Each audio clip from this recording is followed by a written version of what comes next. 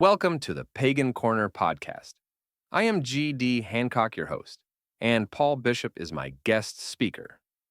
Today we will be asking the question, does karma work? The concept of karma has been around for thousands of years, but modern research suggests that 76% of people completely misunderstand what it means and how it works in our daily lives.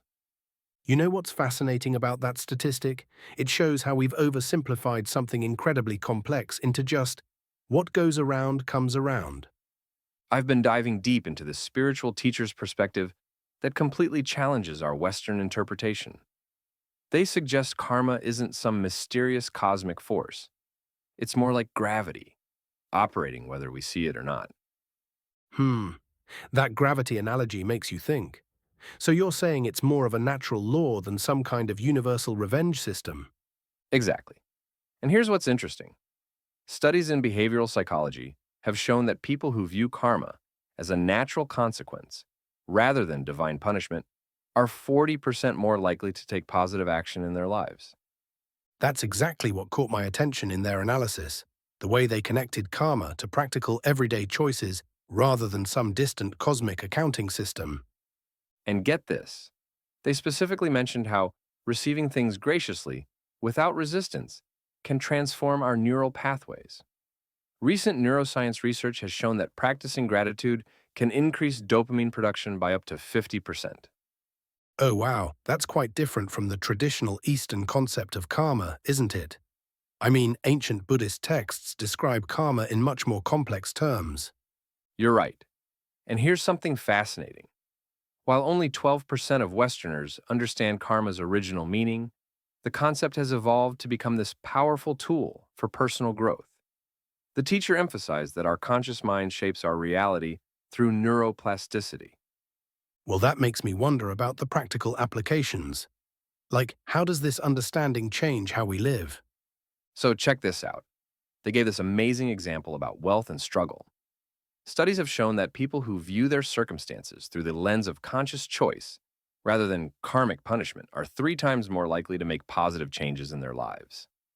That's quite a paradigm shift from thinking about karma as this cosmic justice system. Right, and here's what's mind-blowing. Research in social psychology suggests that when people understand karma as an active force rather than passive destiny, community engagement increases by 65%. You know, that reminds me of some recent studies about collective consciousness and social change. Exactly right. And the teacher went even further, suggesting that this understanding of karma could revolutionize how we approach social justice. When communities adopt this perspective, conflict resolution success rates improve by nearly 45%.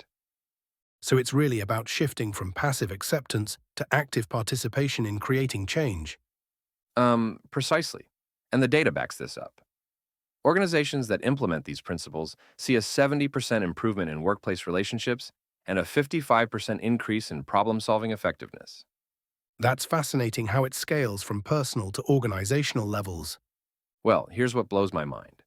They found that when people view karma through this lens of conscious choice, their stress levels decrease by 30% and their reported life satisfaction increases by 40%. Those numbers drive home the practical impact of this perspective. And you know what's interesting? The research shows that this understanding of karma creates a ripple effect. People who adopt this view are 80% more likely to inspire positive changes in their immediate social circles. That's quite powerful when you think about the potential for widespread social impact. Right. And here's the kicker.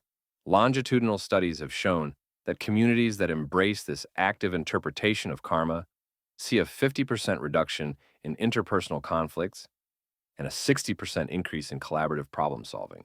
So essentially, we're talking about transforming karma from a philosophical concept into a practical tool for personal and social change. You've got it. And the implications are huge. When we understand karma this way, we're not just waiting for the universe to balance things out. We're actively participating in creating positive change, with measurable results in everything from personal well-being to community development. That brings it full circle from where we started, from misunderstanding to practical application. And that's the key takeaway here. Karma isn't just some ancient concept or cosmic justice system. It's a practical framework for conscious living that, when properly understood, can create measurable positive change in our lives and communities. The data shows it, the research supports it, and the results speak for themselves. Well, that just about wraps up this session of Pagan Corner for today. Thank you, Paul, for joining me, and thank you all for